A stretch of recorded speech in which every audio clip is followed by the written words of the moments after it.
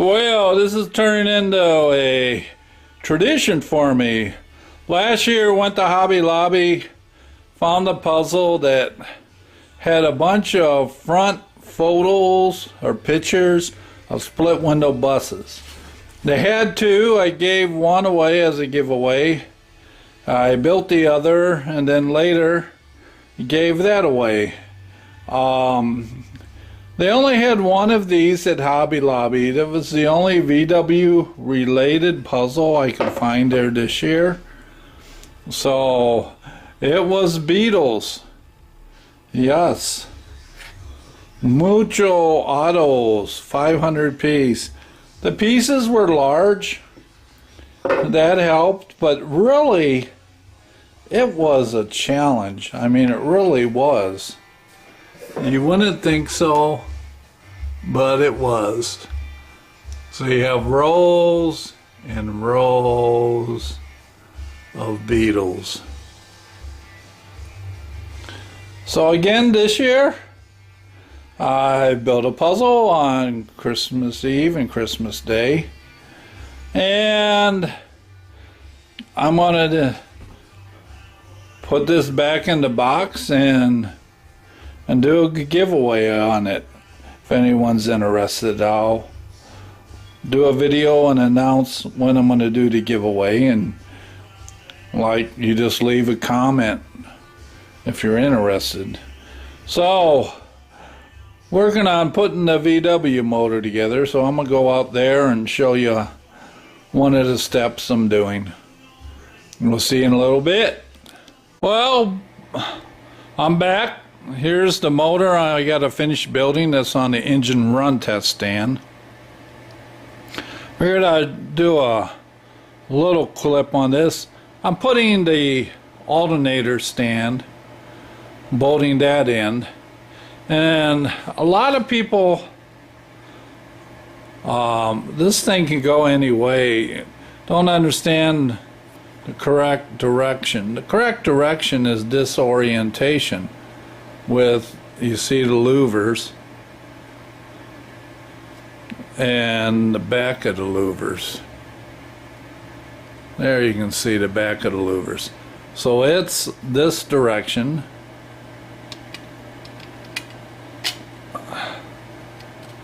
And I had to chase some threads on this. It was not, threads were in bad shape. That's why I took the gasket off. And the reason is the crankshaft will sling oil up it and the engine run test. Well, the alternator stand. Here, let me. So here's the alternator stand, and when the oil gets slinged up inside this, it'll actually come out this tube if you have that louvers reversed the other way, allowing a pathway for the oil to hit. So those louvers not only allow you to put oil in, but prevents the oil from getting tossed up or slinged up by the crankshaft rotation up through the alternator stand. So that's the direction, if anybody was wondering why. At least that's what I was told and read. So I'll get this thing bolted up and go from there. I think I'll do the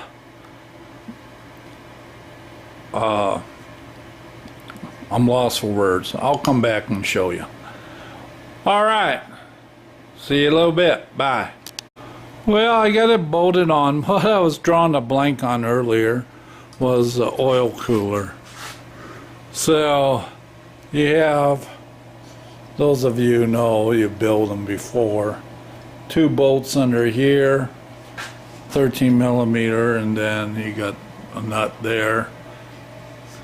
And then you get a variety of O-ring gaskets. So check the counter boards to make sure you have the right one. for this type of oil cooler that fits inside the doghouse. The earlier ones were outside the doghouse. So that's an oil cooler, and I was drawing a blank on its name. All right, we'll keep progressing. See what we do next. All right, another quick update. I got the engine tins on as far as the cylinder head tins on top. I'm not gonna put all the tins on, not for breaking in the motor and trying out the engine run test stand. In fact, even this doghouse will have to come back off. All the vanes that are inside the doghouse, that direct airflow, have been removed.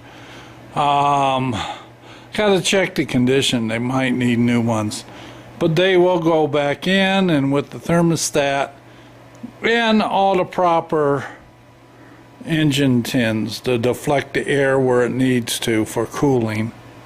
I'm going to, for the run test, I'm gonna run J pipes. I'll show you what I mean. I do have the normal heat exchangers that will go on it, but for the run test I will use the J pipes. Hey, look at that, looks like a J.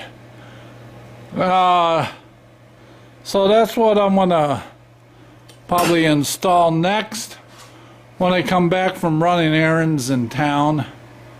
So I got the doghouse on, the alternator clamp to the alternator stand, and the cylinder head tins on, the doghouse screwed down. Won't put all the tins on back here. I might. I have them. Won't take much to do. I may do that. Not sure. Not for just running and testing. So that's how we're rocking and rolling. I'll probably do the intake manifold next and mount the carburetor, and got to find the front pulley, adjust that, put the belts on. I have a different distributor, a Vacuum Advanced. This is an 09, but I have one that's got Vacuum Advanced. I'll probably change out and put that on, and you'll see what I mean when I get that out. Okay, she's coming together, slow but sure. I'll see you on the next update. Bye. Well, here's the last update for today. Oh, kind of gonna call it good for one day. The manifold ends are in, so the intake manifold, carburetors bolted on. This was the Vacuum Advanced distributor. I don't know, some of the fellow VW enthusiasts like myself that work on these VWs can maybe understand what I'm saying. You know, this thing should have just dropped right in the bore.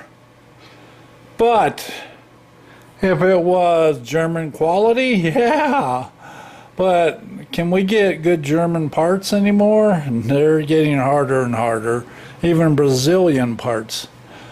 Yeah, so I got this is made in China, and this bore right here is supposed to be a slip fit. They missed the dimension when they were turning this down. They made it too big. It was almost an interference press fit. I've been sanding on it. I really needed to have a lathe and chuck the housing up in the lathe and retouch that up and turn it down. But don't have a lathe. And so, yeah, I'm close, but I'm done for today. You know, kind of tired when you run into stuff like this. You know, it's not only frustrating, but you need patience to deal with it. I'm out of patience. There were other parts too that I was having to finesse and rework to get to fit. So I'm going to call it good. I'll put this video up for, I guess, what I've accomplished the day after Christmas. And we'll pick it up tomorrow. I'm going to go relax, maybe watch some football, and I'll catch you on the next one. We'll see. Alrighty. Well, Busman 54. Yeah, you know who I am. I don't know why I identify myself. Alright. I'll turn this off. We'll see you in the next segment. Catch you later. Bye.